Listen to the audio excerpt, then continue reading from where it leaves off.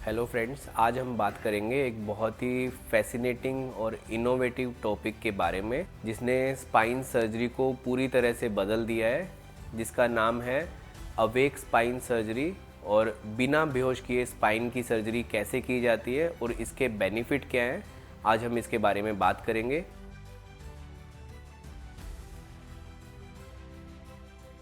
नमस्कार, मैं doctor Amit Chugh. I am working as spine surgeon in Delhi. मैं यहाँ पे एंडोस्कोपिक और माइक्रो एंडोस्कोपिक टेक्निक से स्पाइन सर्जरीज करता हूँ। तो चलिए बात करते हैं आज हम अवेक स्पाइन सर्जरी के बारे में। अब हम बात करेंगे अवेक स्पाइन सर्जरी कैसे की जाती है। अवेक स्पाइन सर्जरी के लिए पेशेंट को सर्जरी के टाइम ऑपरेशन थिएटर में शिफ्ट किया जाता है।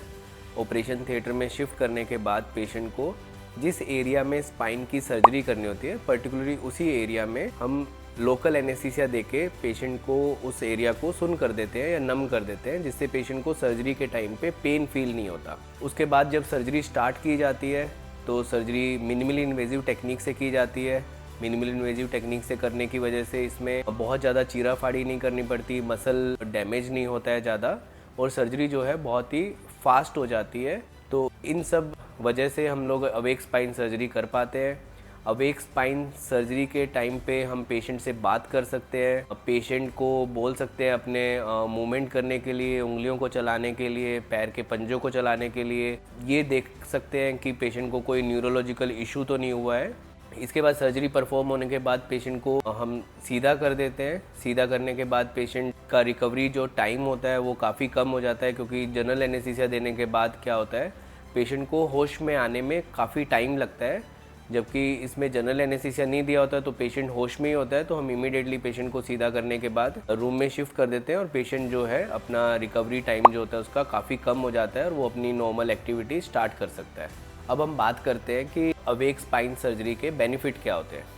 सबसे पहला और सबसे जो इम्पोर्टेंट बेनिफिट है वो ये है कि इसमें हमें जनरल एनेस्थीसिया नहीं दिया जाता। जनरल एनेस्थीसिया के बहुत सारे साइड इफ़ेक्ट होते हैं।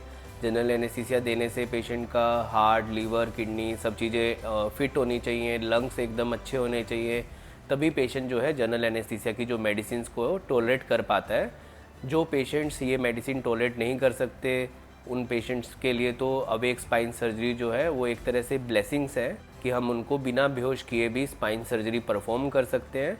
दूसरा जो बेनिफिट है वो है कि अवेक स्पाइन सर्जरी की वजह से जो एनेस्थीसिया हमने नहीं दिया है तो पेशेंट का जो मूवमेंट है वो हम स्पाइन की सर्जरी के टाइम पे चेक कर सकते हैं कि उनका न्यूरोलॉजिकल कोई इशू तो नहीं हुआ है या नर्व्स में कोई प्रॉब्लम तो नहीं आ रही है, वो हम इमीडिएटली चेक करके उसको रिजोल्व कर सकते हैं। तीसरा जो बेनिफिट है वो है रिकवरी टाइम का।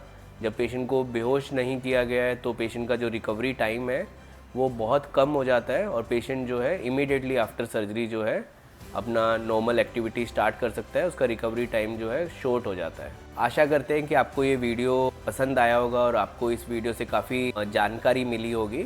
आपको स्पाइन से रिलेटेड कोई भी प्रॉब्लम है तो आप नीचे दिए गए नंबर पे व्हाट्सएप या कॉल कर सकते हैं और हमें कमेंट सेक्शन में कमेंट करके हमसे बात कर सकते हैं। हमारी टीम जो है वो आपको जितना जल्दी हो सकेगा रिप्लाई करेंगे, रेस्पॉन्ड करेंगे। नमस्कार।